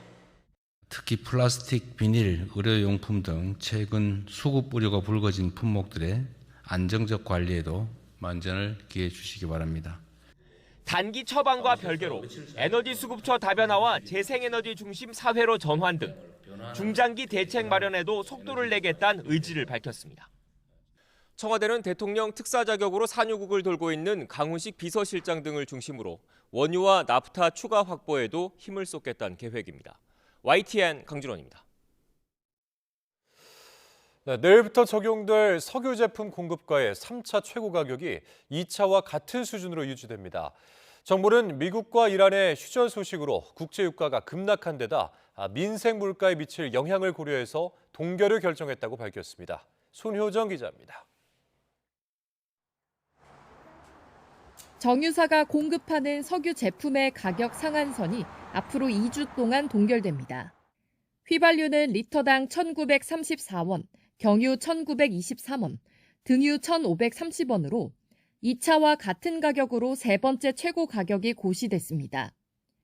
그동안 고공행진하던 국제 유가가 전격적인 휴전 소식에 한풀 꺾인 점이 이번 결정에 영향을 미쳤습니다. 유가는 미국과 이란의 휴전 발표로 하루 만에 10% 이상 급락했는데 정부는 안정세로 보긴 이르지만 하락분을 일부 반영했다고 설명했습니다. 휘발유와 달리 국제 경유와 등유 가격은 크게 올랐지만 민생 안정 측면에서 공급가가 동결됐습니다. 경유는 화물차 운전자나 농어업인 등 생계형 수요자가 많고 등유 역시 취약계층 부담이 커지는 점을 고려했습니다. 정부는 이번 조치로 휘발유는 20원, 경유 300원, 등유는 100원가량 인하 효과가 있을 것으로 추산했습니다. 다만 공급 가격이 유지되는 만큼 주유소에서 소비자가 체감하는 가격 변화는 크지 않을 전망입니다. 정부는 앞으로 국제 유가 추이에 따라 최고 가격제를 운용할 방침이지만 전쟁 상황을 예측하기 어려워 구체적인 방향성은 제시하지 않았습니다. 또 최고 가격제 시행 이후 주유소 4,800여 곳을 특별 점검한 결과 사재기나 가짜 석유 판매와 같은 불법 행위 85건을 적발했다고 밝혔습니다. YTN 손효정입니다. 대전의 한 동물원에서 늑대 한 마리가 우리를 탈출한 지 하루가 넘었지만 아직 잡히지 않았습니다. 인근 초등학교는 안전을 위해 하루 휴업을 결정했고 소방과 지자체는 열화상 드론 등을 투입해 수색을 이어가고 있습니다. 보도에 오승훈 기자입니다. 늑대 한 마리가 도로 외곽을 따라 설치된 옹벽위를 걸어다닙니다. 승용차 한 대가 지나가자 흠칫 놀란 듯 반대편 방향으로 잽싸게 달아납니다. 탈출한 늑대는 동물원 인근에서 여러 차례 목격됐고 새벽 시간대 열화상 카메라가 부착된 드론 영상에도 포착됐습니다. 이곳 동물원에서 늑대가 탈출한 지 하루가 지났지만 비가 내리면서 드론을 이용한 수색에 난항을 겪었습니다. 대전시와 소방당국은 늑대가 지나다닐 만한 길목에 먹이와 포획틀을 설치한 뒤 생포할 예정입니다. 수의사나 아니면은 그 소방의 그 구조대를 통해서 해당 지점에 드론을 통해서 확인되는 걸 가지고 계속해서 좁혀 들어가서 포획망이나 아니면은 마취제를 그렇게 이제 활용하려고 그렇게 계획을 하고 있습니다. 하지만 탈출한 늑대의 포획 소식이 전해지지 않자 주민들은 불안에 떨고 있습니다. 불안하죠. 하루 종일 잡혀야 되는데 잡혔다는 소리는 없고 탈출했다는 소리만 들으니까 다들 불안하고 있어요. 인근 초등학교는 아이들의 안전을 위해 하루 동안 휴업을 결정했습니다. 늑대가 오는 걸 무서웠거든요.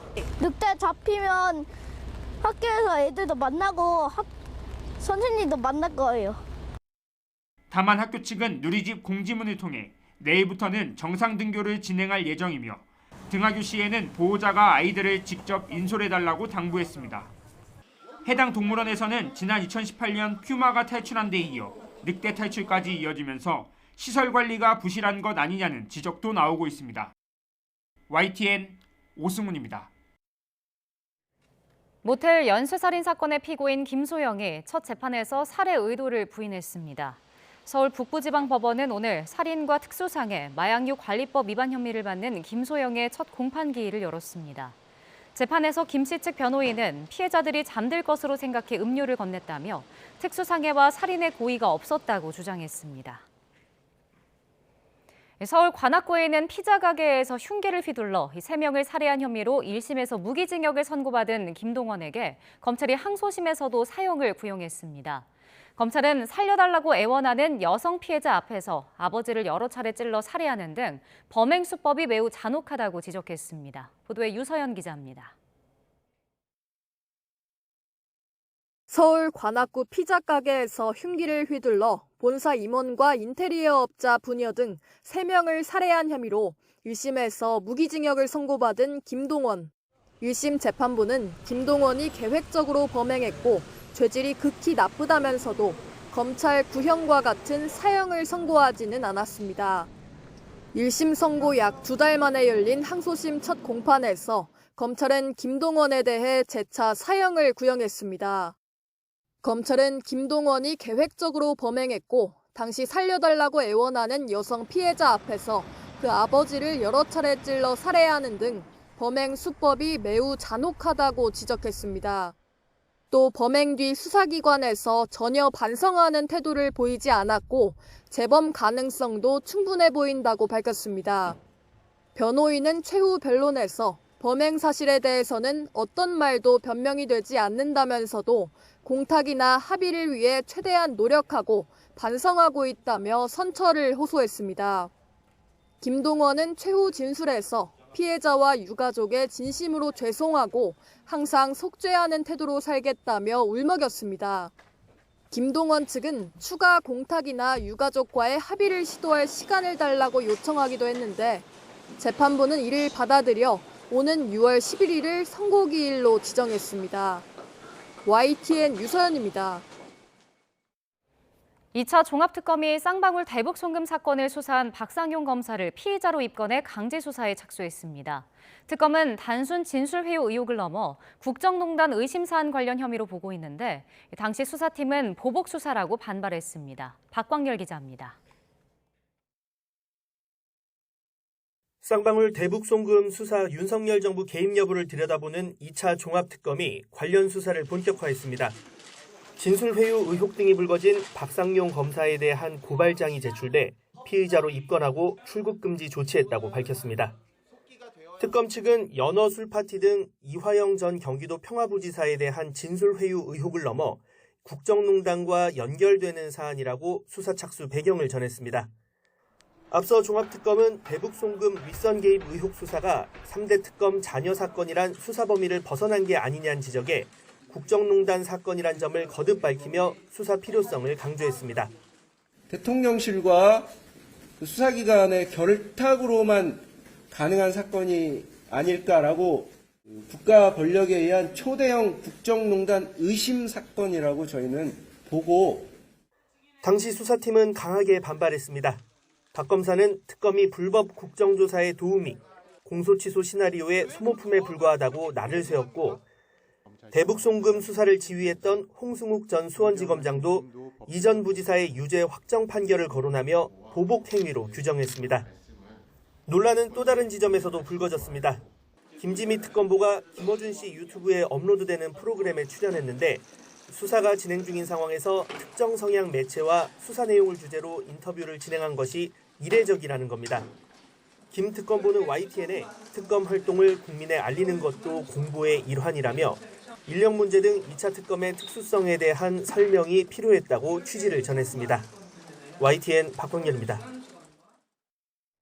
박상용 검사를 위증 혐의로 고발한 더불어민주당이 이번엔 연어, 술파티 의혹을 규명하겠다며 현장 검증에 나섰습니다. 국민의힘은 의혹이 허위라는 점만 증명됐다고 맞섰는데 반말과 고성은 이번에도 빠지지 않았습니다. 보도에 김철희 기자입니다. 쌍방울 대북 송금 조작 논란을 두고 사사건건 충돌하던 정치검찰 조작기소 국조특위가 직접 수원지검을 찾았습니다. 여권은 이른바 연어, 술파티 의혹을 현장에서 직접 검증하겠다며 당시 상황을 재현하고 나섰습니다. 다시 사서 그거를 채웁니다. 연이어 연어회 덮밥 배달까지 시연한 뒤 그동안 주장이 모두 사실로 판명됐다고 으름장을 놨습니다. 연어 회덮밥과 소주를 마신 곳은 검사실 옆에 있는 영상 녹화실에서 이루어졌고 같은 상황을 두고 국민의힘은 정반대 해석을 내놨습니다. 15분 남짓한 시간 동안 술을 마시고 감쪽같이 환기를 시킨 뒤 진술까지 회유하는 게 말이 되겠느냐며 허구성만 입증됐다고 반박했습니다. 그러니까 이 한 장짜리 영수증을 가지고 모든 진실을 뒤바꾸려고 하는 겁니다. 확인해보니까 황당한 주장입니다. 대장동 개발사업 민간업자 남욱 진술 회유 의혹과 관련해 서울중앙지검에서 진행된 현장 검증은 반말과 고성으로 얼룩졌습니다. 서영교 국조특위위원장이 대장동 재수사를 정적 제거 작업으로 규정하자 국민의힘에서 거센 항의가 쏟아진 건데 민주당은 윤리위 제소를 예고했습니다. 당신은 마이크 쓰고 사실상 회의가 진행되고 있는데 위원장이라고 공식적으로 쓰세요. 국어로 배우고 와. 위원장이라고 쓰세요. 야 용우야 이렇게 하면은 반말인 것 같아? 충돌은 여의도로 돌아온 뒤에도 계속됐습니다. 특히 법원에서 무죄가 확정된 서해 피격 사건 수사에 조작이 있었는지 등을 두고 공방이 이어졌습니다. 모두 무죄라고 하는 판결이 났습니다. 아주 오래 걸렸습니다. 대한민국의 가장 중요한 기관 의사진행 발언 서영교 향해서 해주세요. 이렇게 정치적으로 바뀌었나 하는 생각. 국조특위는 다음 주에는 대북 송금과 대장동 등 주요 사건 청문회를 진행한 뒤 이달 말 결과 보고서를 채택한다는 방침입니다. YTN 김철입니다. 이재명 대통령이 기업이 당장 필요한 것도 아닌데 대규모로 가지고 있는 비업무용 부동산에 대해 대대적으로 보유 부담을 안기는 방향으로 정책실에서 검토해보라고 지시했습니다.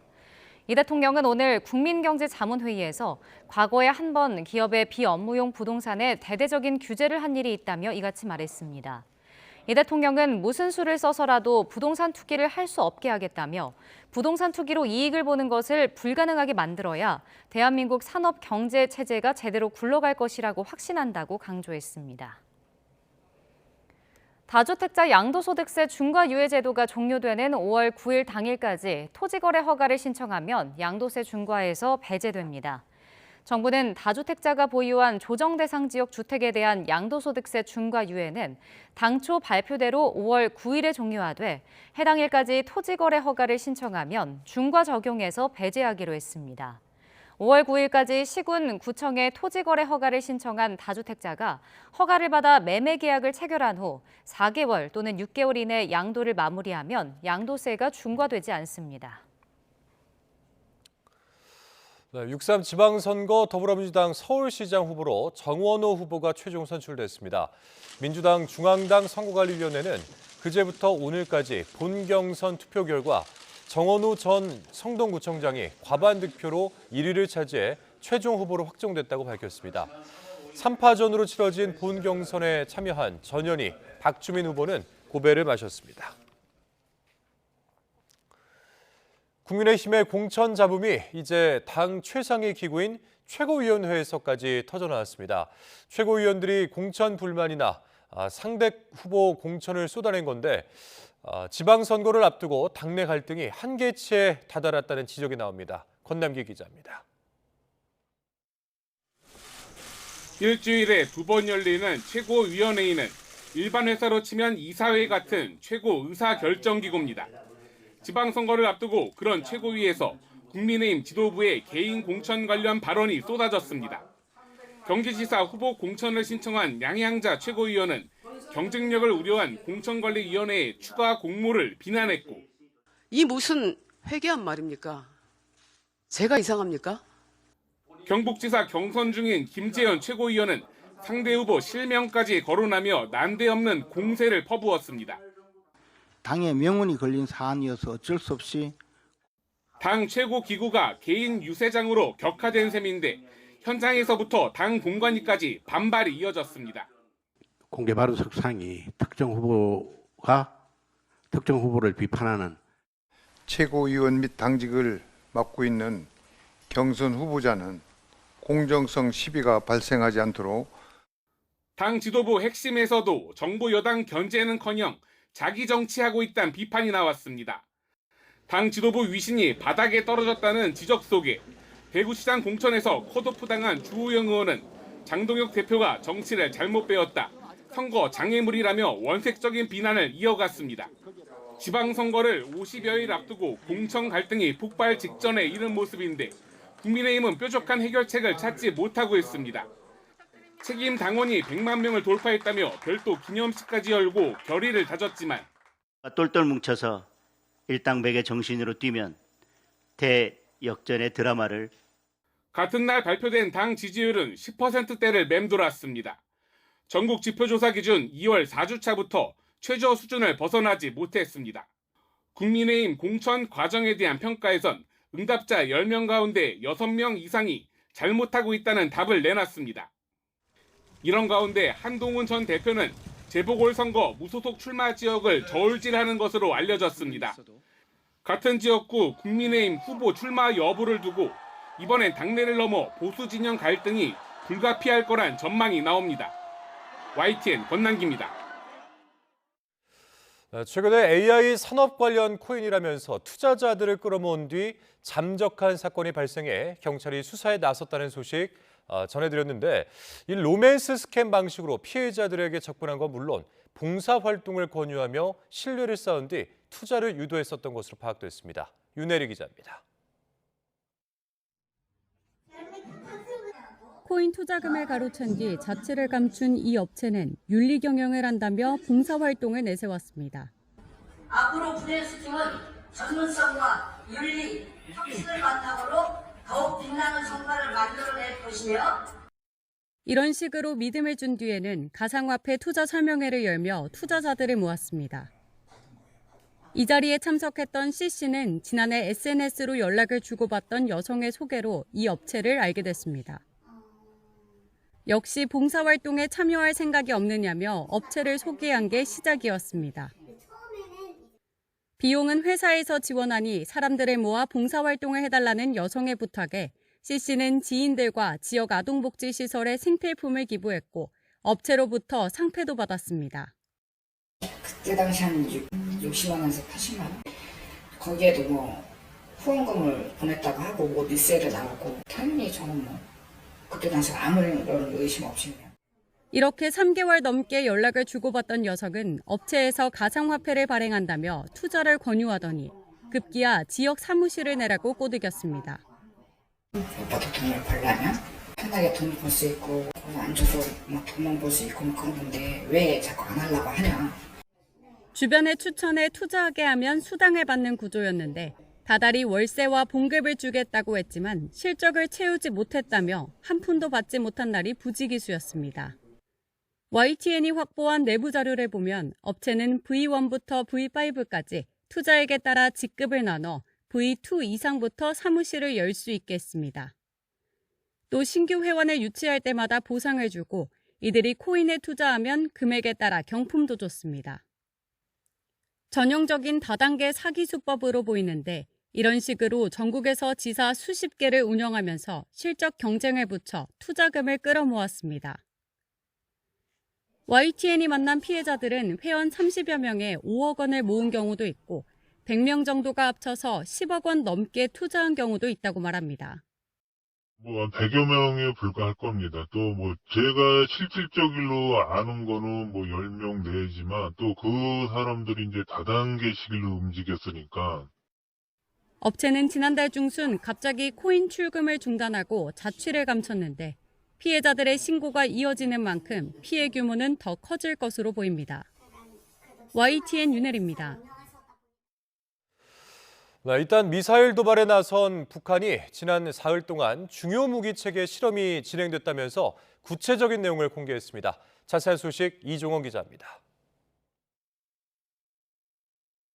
북한 조선중앙통신은 지난 6일부터 사흘 동안 국방부학원과 미사일 총국 주도로 중요 무기 체계들에 대한 시험이 진행됐다고 보도했습니다.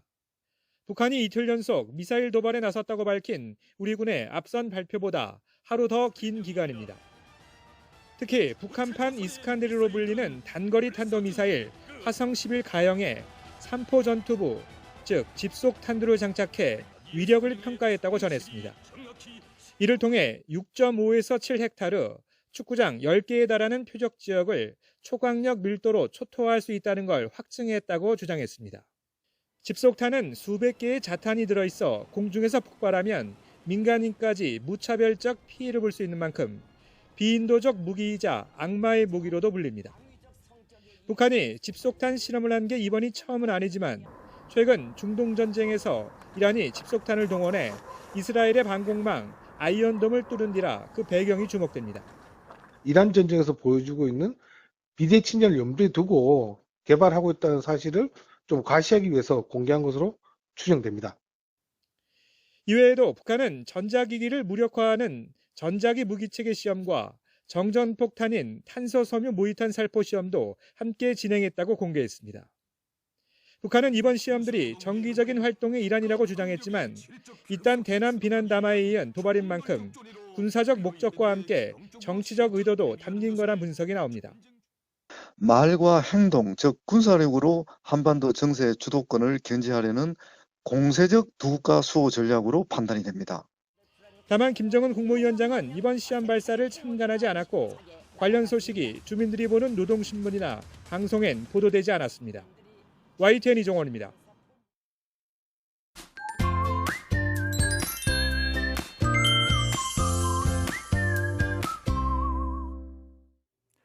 오늘 전국에 비가 내리면서 날도 쌀쌀해졌습니다.